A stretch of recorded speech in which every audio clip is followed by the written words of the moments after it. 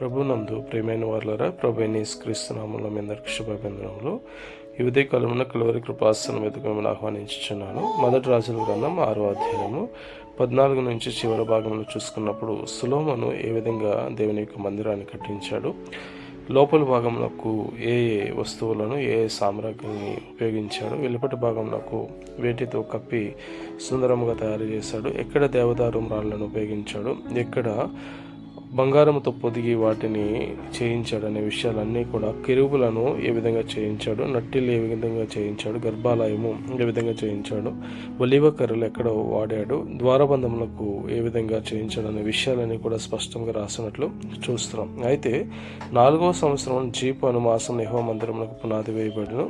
11వ సంవత్సరం బూలు అను 8వ మాసమున దాని ఏర్పాటు చొప్పున దాని ఉపభాగములన్నిటితోనూ మందిరము సమాప్తం చేసినట్లు చూస్తున్నాం. 7 సంవత్సరములు సొలొమోను దేవుని యొక్క మందిరాన్ని కట్టించినట్లుగా ఈ లేఖన భాగంలో చూస్తున్నాం. ఆమేన్.